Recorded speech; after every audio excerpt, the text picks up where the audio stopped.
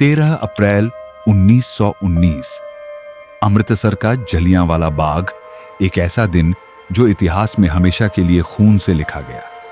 वो बाग जो कभी आम लोगों के लिए सुकून भरी जगह थी, उस दिन एक खूनी कत्लगाह में बदल चुका था।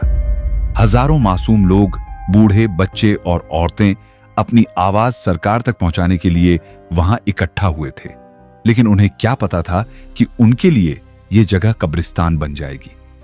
जनरल डायर, एक नाम जो भारत के इतिहास में हमेशा नफरत से याद किया जाएगा।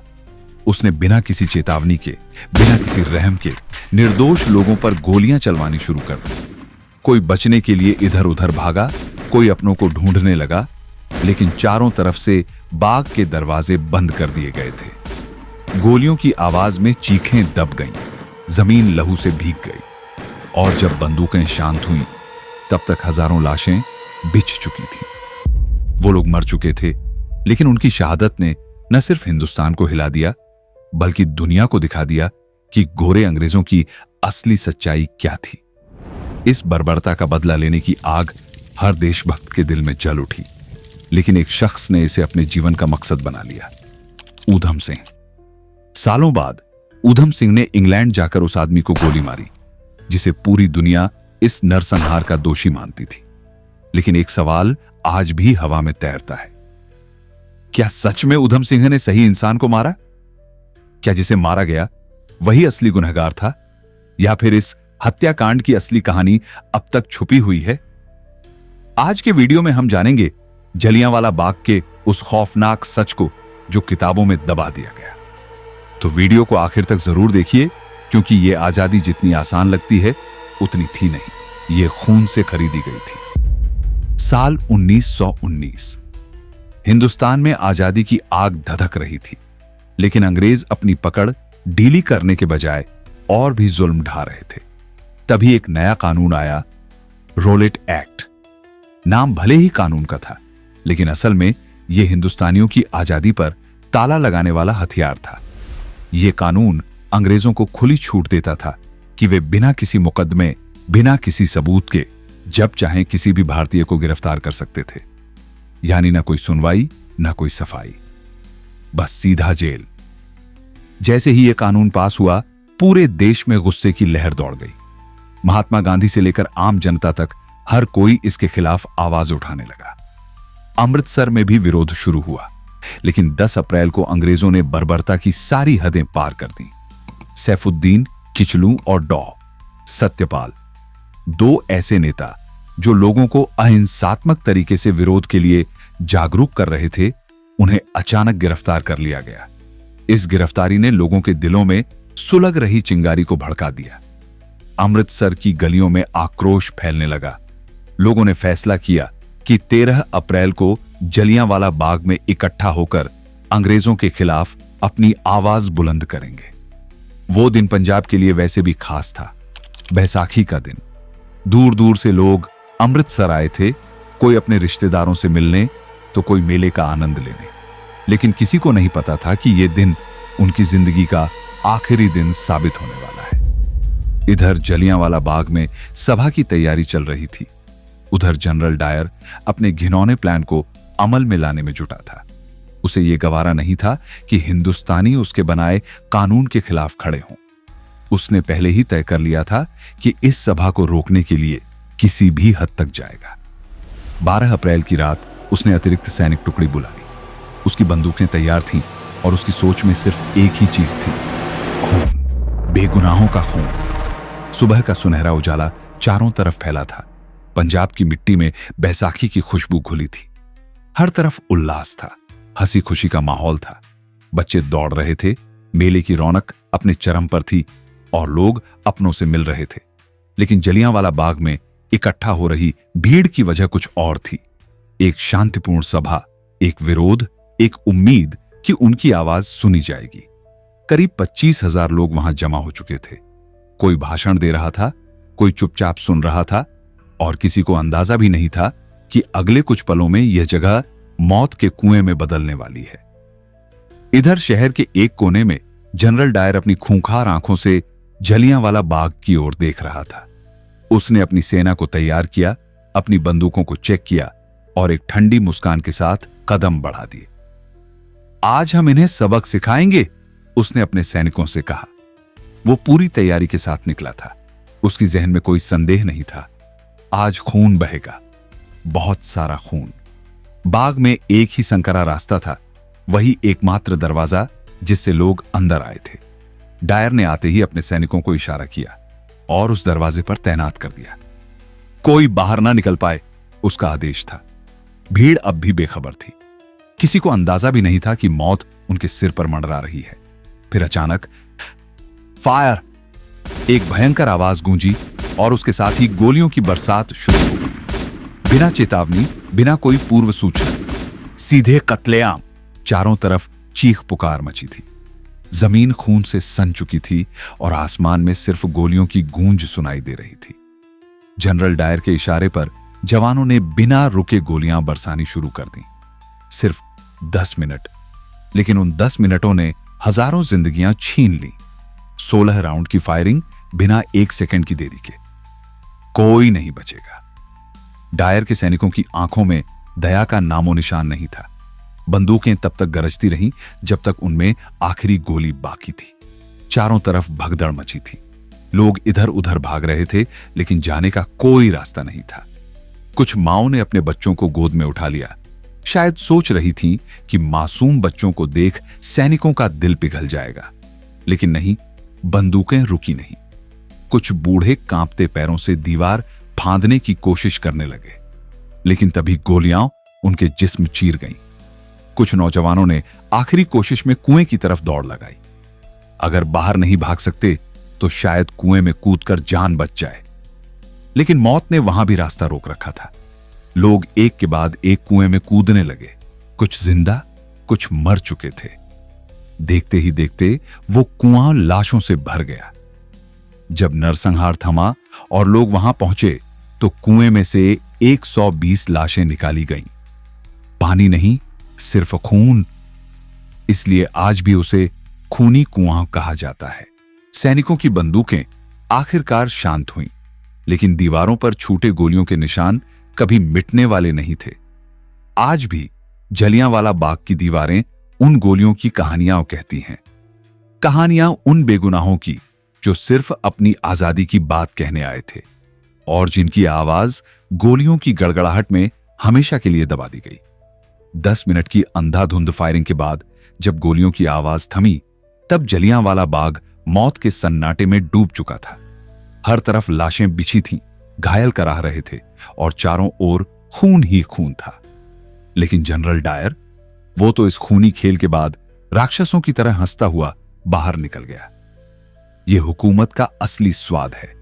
उसकी आंखों में दहशत नहीं, बल्कि विजय का अहंकार था। वो सिर्फ जलियांवाला बाग तक ही नहीं रुका। अमृतसर की सड़कों पर जो भी भारतीय उसे दिखता, वो उसकी बंदूक का अगला निशाना बन जाता। अंग्रेज सैनिकों ने बेगुनाहों को अपनी तोपों के पीछे रस्सियों से बांध दिया और सड़कों पर घसीटते हुए ले गए, मानो वो इंसान नहीं, सिर्फ मांस के लोथड़े हों। इसके बाद अंग्रेज सरकार ने अपने आधिकारिक आंकड़े जारी किए।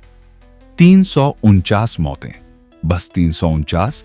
लेकिन जो वहां थे, जो अपनों को खो चुके थे, वो जानते थे कि हकीकत में मरने वालों की संख्या हजारों में थी। पूरा देश हिल गया। हर तरफ इस नरसंहार की निंदा होने लगी।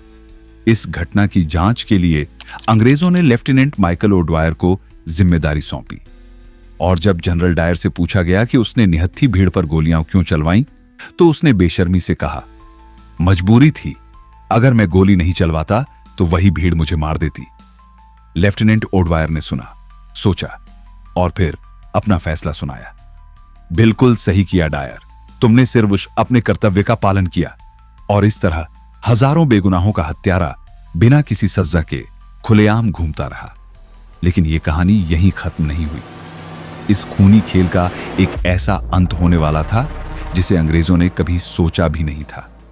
जलियांवाला बाग की वो शाम, जब हजारों निहत्थे भारतीयों को गोलियों से छलनी कर दिया गया था, एक युवा क्रांतिकारी के दिल में ऐसी आग जला गई थी जो तब तक बुझने वाली नहीं थी जब तक इंसाफ न मिल जाए।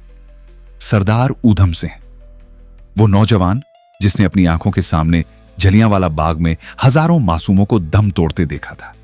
वो खुद भी वहां मौजूद थे, लेकिन किस्मत से बच गए, लेकिन एक नए मकसद के साथ, बदला लेने के लिए।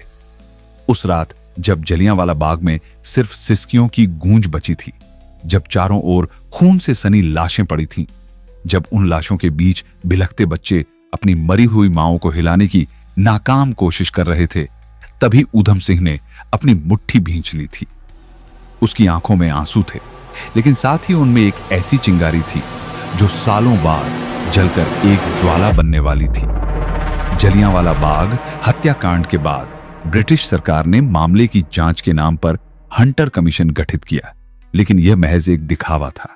परिणाम वही निकला जिसकी उम्मीद थी। जनरल डायर निर्दोष घोषित हुआ, बल्कि उसे सम्मानित भी किया गया। पर एक बात जरूर हुई, डायर को ब्रिटेन भेज दिया गया और कहा गया कि वह दोबारा भारत नहीं लौटेगा। लेकिन क्या सिर्फ डायर ही दोषी था? नहीं, डायर तो सिर्फ एक मोहरा था। असली मास्टरमाइंड था माइकल ओडवायर, वही आदमी जिसने पंजाब का गवर्नर रहते हुए इस हत्याकांड को अंजाम देने के लिए डायर को खुली छूट दी थी। ऊधम सिंह को यह समझने में देर नहीं लगी कि अगर किसी से बदला लेना है तो असली निशाना ओडवायर होना चाहिए। बदले की आग लिए ऊधम सिंह ने भारत छोड़ दिया, लेकिन यह सिर्फ एक देश छोड़ने की बात नहीं थी। यह अपने मिशन को पूरा करने के लिए सही वक्त का इंतजार था। वो अफ्रीका गए, फिर अमेरिका, फिर यूरोप। कई सालों तक उन्होंने अलग अलग नामों से खुद को छिपाकर रखा। इस बीच उन्होंने क्रांतिकारी गतिविधियों से जुड़े कई लोगों से मुलाकात की। भगत सिंह से लेकर राजगुरु और सुखदेव तक सभी के साथ उनका गहरा रिश्ता था। भगत सिंह की सोच ने ऊधम सिंह को और भी दृढ़ बना दिया। इनकलाब जिंदाबाद, ये नारा अब उनके जीवन का मंत्र बन चुका था। गरीब घर में जन्मे ऊधम सिंह के लिए इतना बड़ा बदला लेना सिर्फ जोश का खेल नहीं था, बल्कि एक मिशन था। एक ऐसा मिशन जिसमें हर कदम संभल कर रखना था। मिशन लंदन की तैयारी। उनके सिर से मां बाप का साया पहले ही उठ चुका था। अब सिर्फ एक ही मकसद बचा था, माइकल ओडवायर का खात्मा। इस सफर की शुरुआत उन्होंने गदर पार्टी से की। यहीं से उन्होंने क्रांतिकारियों से जुड़कर अपने मिशन की प्लानिंग शुरू की। लेकिन लंदन तक पहुंचना आसान नहीं था। पैसा चाहिए था, पहचान छिपानी थी और सही वक्त का इंतजार करना था। उन्होंने बढ़ई का काम शुरू किया, फिर मजदूरी की और धीरे धीरे पैसे जोड़ने लगे। जब कुछ पैसे इकट्ठे हुए तो वो अमेरिका के लिए रवाना हो गए। वहां कुछ साल काम करने के बाद आखिरकार वो लंदन पहुंच गए। लंदन में उन्हें कोई पहचान न ले, इसके लिए उन्होंने एक होटल में वेटर की नौकरी कर ली। उसी होटल में वो माइकल ओडवायर की हर गतिविधि पर नजर रखते। लेकिन अभी भी उनके पास वो हथियार नहीं था जिससे वो अपने मिशन को पूरा कर सकते। 21 साल का इंतजार और वो दिन। ऊधम सिंह को अपने मिशन को पूरा करने में पूरे 21 साल लग गए, लेकिन उन्होंने कभी हार नहीं मानी। अब वक्त आ गया था। 1940, क्रैक्सटन हॉल, लंदन। यहां ईस्ट इंडिया एसोसिएशन और रॉयल सेंट्रल एशियन सोसाइटी की एक बड़ी बैठक हो रही थी। इसमें ब्रिटिश सरकार के कई बड़े अधिकारी मौजूद थे और सबसे अहम नाम माइकल ओडवायर। ऊधम सिंह ने अपनी पिस्तौल एक किताब के अंदर छिपा ली थी। वो सभागार के अंदर बिल्कुल शांत बैठे रहे, ठीक वैसे ही जैसे कोई आम नागरिक हो। उनके चेहरे पर कोई घबराहट नहीं थी, कोई बेचैनी नहीं। लेकिन जैसे ही सभा खत्म हुई और माइकल ओडवायर खड़ा हुआ, पहली गोली सीधा उसके सीने में धंस गई।